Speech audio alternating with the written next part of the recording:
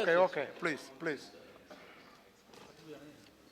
Sir, I didn't know that we are going that far. I was thinking because Honorable Minister said we are not going to discuss the entire policy. It's a very limited question. But as a matter of fact, I wanted to discuss on the policy because which has been circulated by the ministry. Of course, the policy is for the minister and the government. They are fully authorized, they are fully empowered to make new policy, change the policies. But there should be some rationale behind each policy. The policy cannot be irrational. The policy cannot be illogical. There has to be a logic behind this. It was meant during my period that this open sky policy came. And this was a big, huge initiative to throw the skies open for the private airlines. And this Rule 520 and route dispersal guidelines. As a matter of fact, most of the rules are made by the bureaucrats. But this route dispersal guideline was made by myself, my own self. I took few hours. The reason being,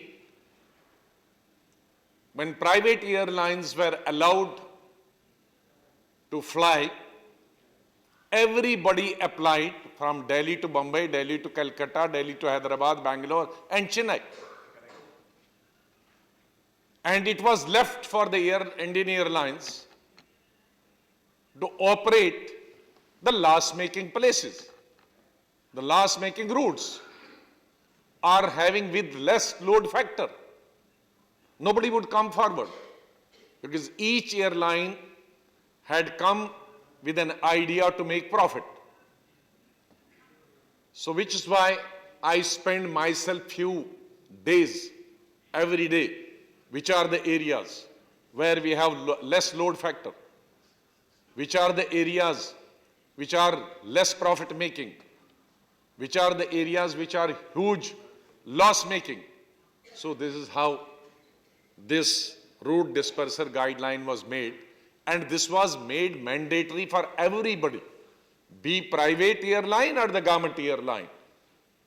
Otherwise, the condition of Indian Airlines, which are watching these days, would have happened just within few months in early 90s also. This is how everybody had to share the profit and each airline had to share the losses equally. And the 520 is very important because first, what type of the company you are having? Are you going to allow a company having just 2 aircrafts? Because the smaller the company, the smaller the number, the smaller is the support behind that company. You will have not the full support for that.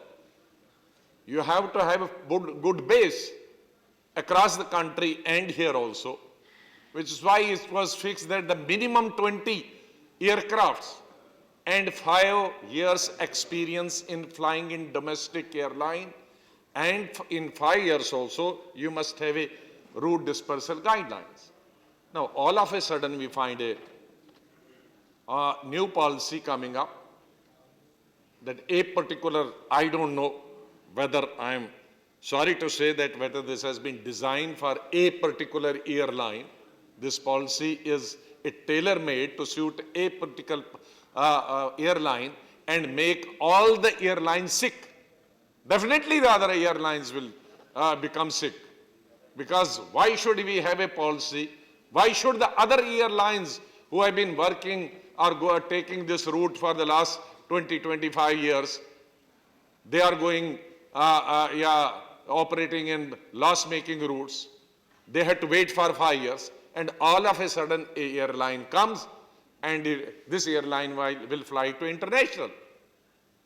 So my objection is strong objection to this. As I said in the beginning, this you are well within your jurisdiction to make the policy, but I think you will have to repent after some time.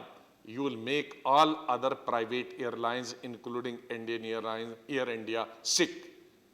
So a guideline which is time tested, and my colleague has said, we should adhere to that guideline. We should not change any guideline.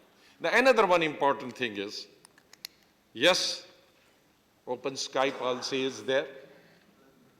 Yes, the airlines can fix their domestic fare, but then there is a government also. The government should appear to be there. Now, what has happened? In summer, I'm just citing the example of, normal example of every year. In summer, there is a traffic, the load is 100%. For Kashmir, the ticket is 40,000, 50,000. Summer, the load is less, the fare is 5,000. Now, what has happened because of this Haryana episode? The railways could not go to Jammu. No rail passenger could go to Punjab. No rail passenger could go to Himachal Pradesh via Pathankot. And not a single passenger could go by either by car or by bus or by train. We have almost 100 trains for Jammu, including the thousands and millions of yatris.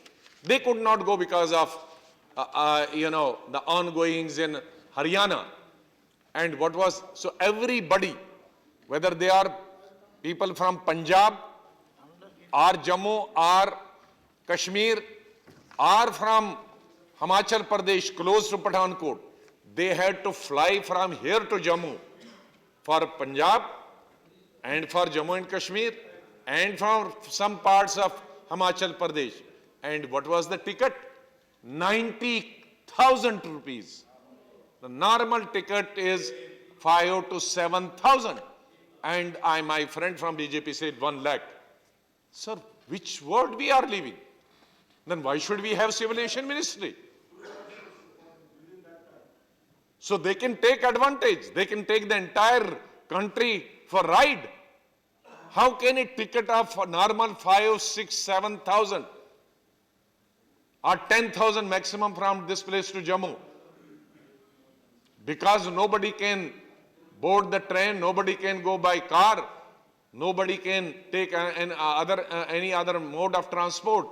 The only mode of transport left is airline, and they will charge instead of 7 or 6,000 rupees, 1 lakh rupee. So there has to be, you have to fix a slab that this is the maximum. Nobody can, whether it is summer or winter or hartal or no hartal, nobody can go beyond that. And this is the lowest fare that nobody can come below that. Otherwise, it's free for all. I don't think this free for all can be a open sky policy. There is no policy as a matter of fact. Thank you very much. Thank you very much.